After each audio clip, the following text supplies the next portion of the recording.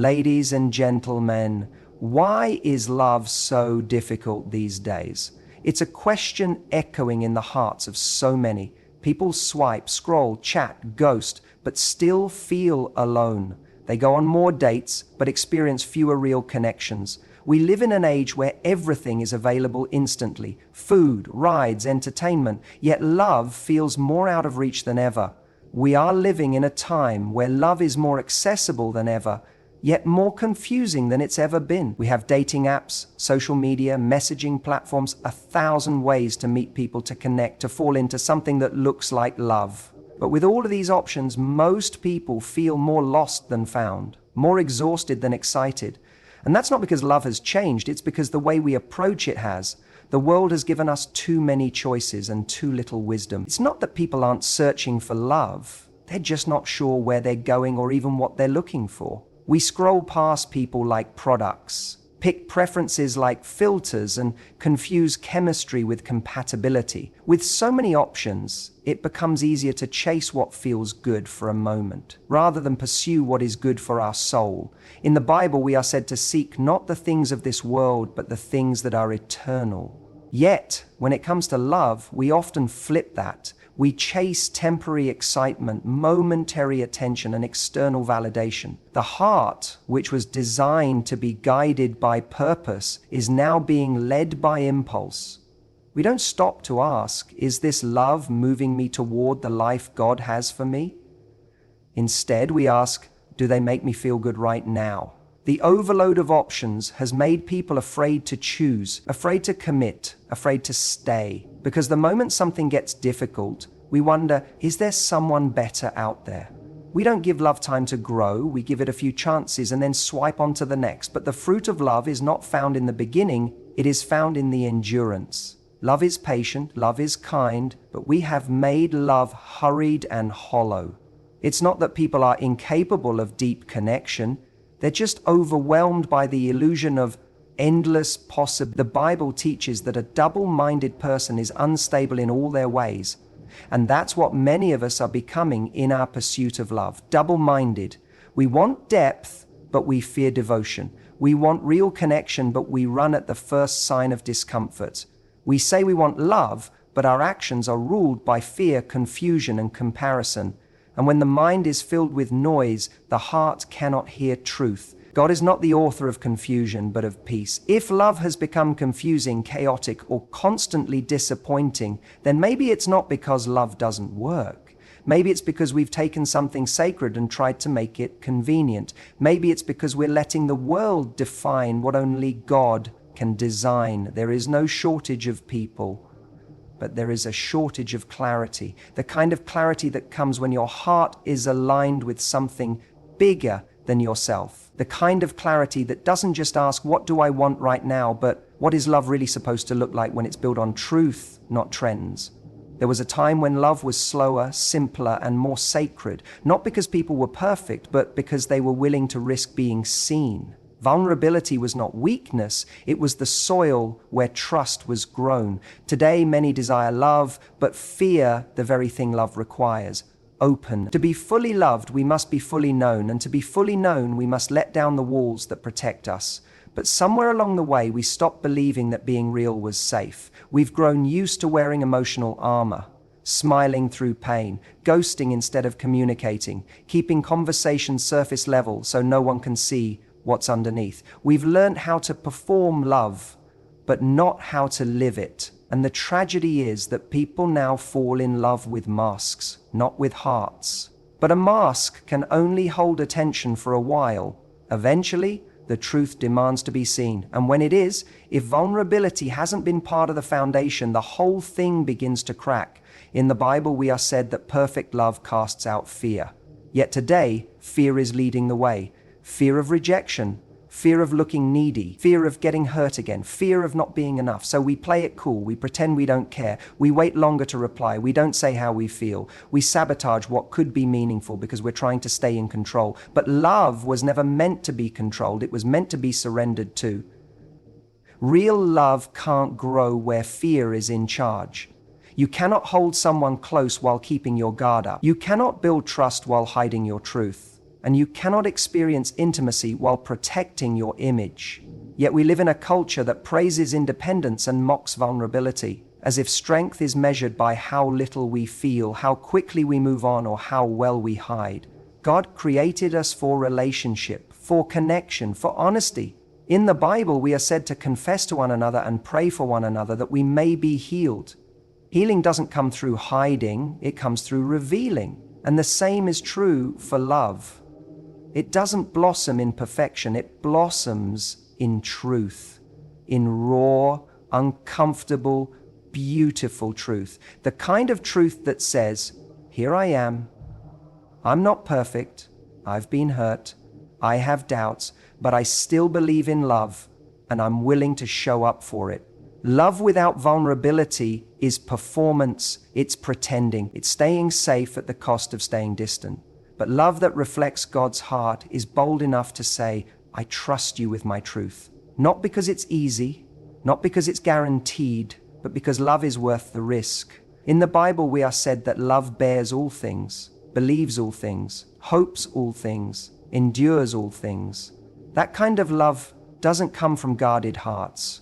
It comes from courageous ones, the ones brave enough to be seen, even when it's scary. We live in a world that constantly demands our attention, but rarely feeds our soul. Every moment is filled with noise, notifications, scrolling, updates, endless opinions, and we're so used to being stimulated that stillness feels foreign. People say they want deep connection, meaningful love, something that lasts, but their habits reflect something else. Instead of leaning into the discomfort of closeness, we escape into distraction. Instead of having conversations that heal, we numb ourselves with entertainment. We've become so used to keeping our minds busy that our hearts are starving for presence. Love does not grow in the same space where we multitask our emotions. It can't be nurtured in half glances and split attention. The kind of love that transforms a life requires presence. It requires people who are willing to sit with each other, listen without looking at a screen, feel without filtering their emotions, stay even when silence falls. But today, silence is uncomfortable. Being alone with our thoughts feels like a threat. So we run, not always physically, but emotionally, into the next thing, the next thrill, the next digital escape that keeps us from confronting what's real.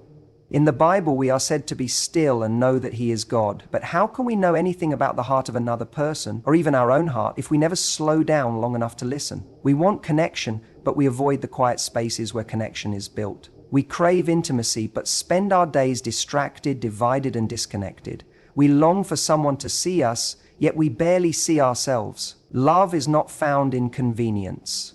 It's cultivated in consistency. That means choosing to be present, even when the world offers a million ways to escape. That means protecting the sacred space of relationship from the noise of everything else. That means remembering that every moment of attention is an offering, and where we give our attention, we plant our affection. In the Bible, we are said that where our treasure is, there our heart will be also. If our time, energy, and focus are constantly being spent on things that pull us away from people, we will begin to feel more and more alone, even when we are surrounded. We often blame love for not working out, when really it's the way we live that keeps love from growing. How can love flourish when one person is talking and the other is scrolling?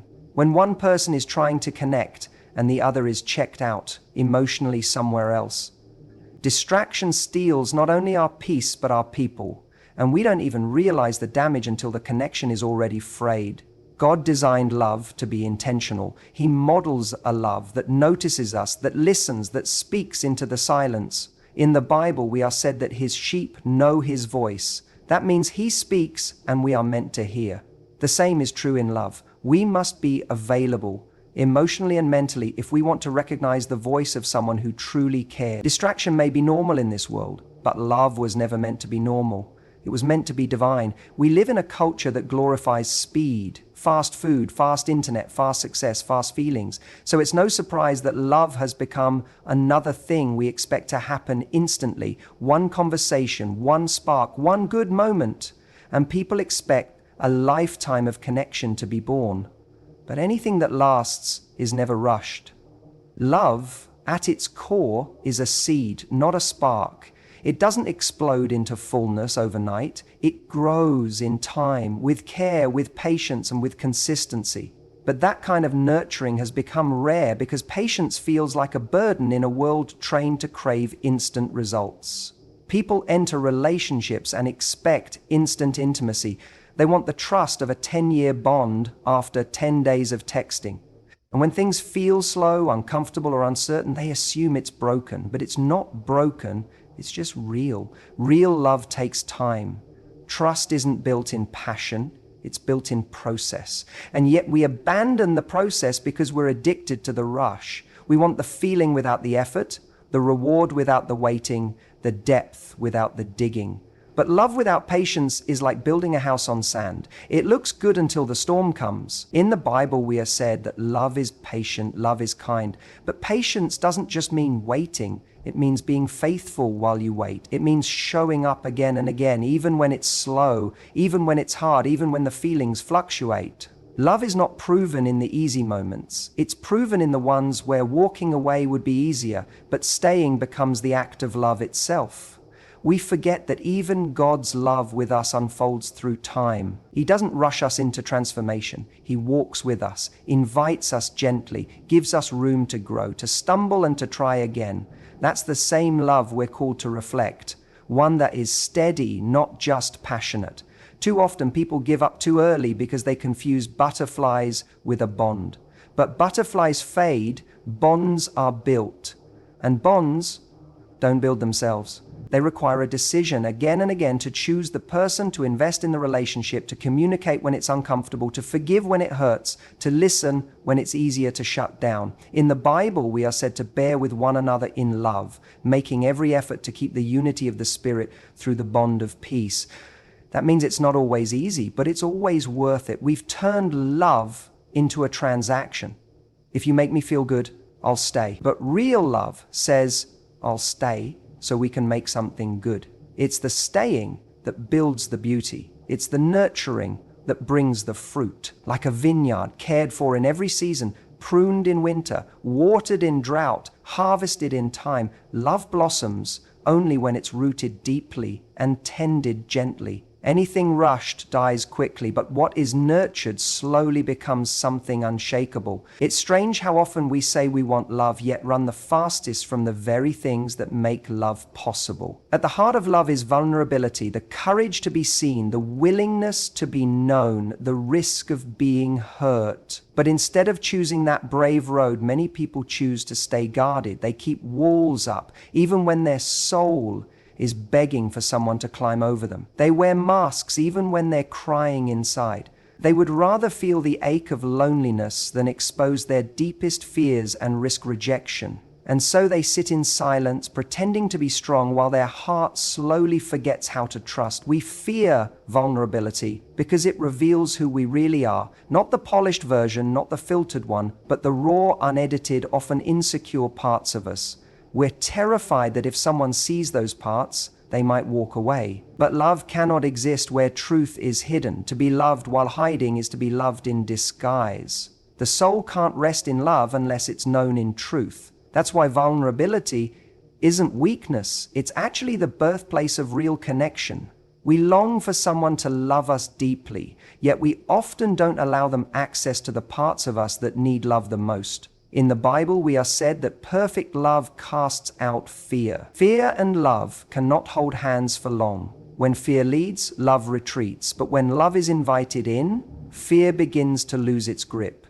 The love of God never demanded perfection before presence. He sees all and still draws near. He knows every failure, every flaw, every thought, and still calls us beloved. And if we're made in His image, called to reflect His love, then we're invited to do the same, to love without pretending, to be known without shame, to step into the light and trust that we are not too much and not too broken to be chosen. Many people say, I just don't want to get hurt again, but love has always carried risk. Jesus Himself loved knowing He'd be betrayed. He gave His heart knowing it would be pierced. Yet He loved anyway. In the Bible, we are said that while we were still sinners, Christ died for us. That's not safe love. That's sacrificial, vulnerable, fearless love. If we wait until it feels safe to open our hearts, we'll wait forever. Love doesn't grow in safety, it grows in surrender. And surrender requires trust, not just in the other person, but in God. Trust that even if love costs something, the growth it brings is always worth more. Loneliness may be quieter, but vulnerability is truer.